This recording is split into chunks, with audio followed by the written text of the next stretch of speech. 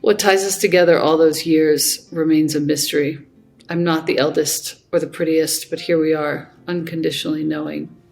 I rub your feet with the knowledge that I'm learning how to care for the first time. You're falling asleep on your couch, smiling. What you've always needed is right here, the follies of the upstairs neighbors. The price is right. My first taste of deep listening, of collaboration, closeness. 15 years later, I'm hiding on Gouverneur Beach while you're dying, but I'm too nervous to go and see. For the first time in my life, I'm convinced I cannot.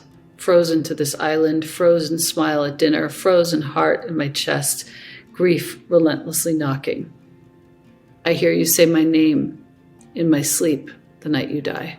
I've never told anyone that. Sometimes I play it out in my mind, going further than what was to what is truer. Images well up like little confessions.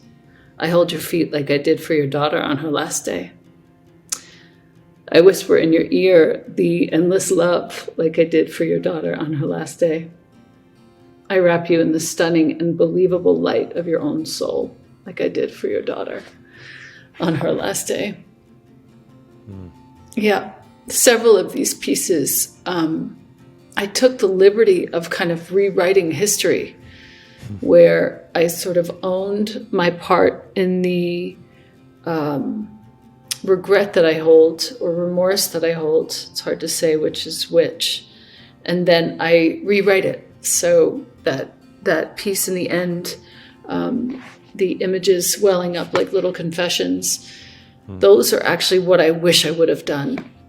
And in writing it and in speaking it, I've spoken it probably 4 or 5 times, this poem, aloud. It still makes me cry. I need a little more practice before I can speak it without crying. But in speaking it, I feel like I'm rewriting history somehow, and she knows.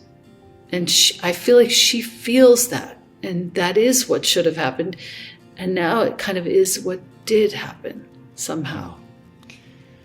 Yeah, it's interesting. I mean, little confessions, you use that word, that phrase. So I kind of put this piece within the parentheses of a confession almost. And what you're saying is curious, and I think gives us a lot of agency, because in some ways I read this and it's almost like, in writing it, it's self-love, it's self-therapy that you're giving yourself. It's that you're giving yourself that gift.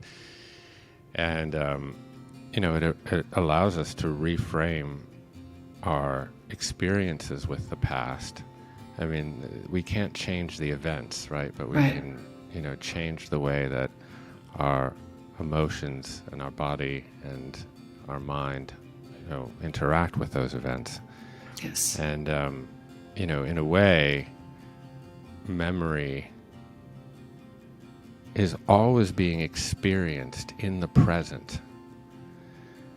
And in a way, the present can actually make the past in the same way that a boat kind of makes its Kelvin wake. And so it's a different way, I think, of framing our relationship to things that could otherwise be trauma-inducing.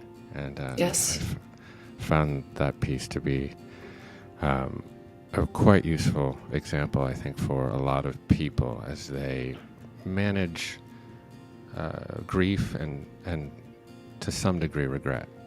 Yeah.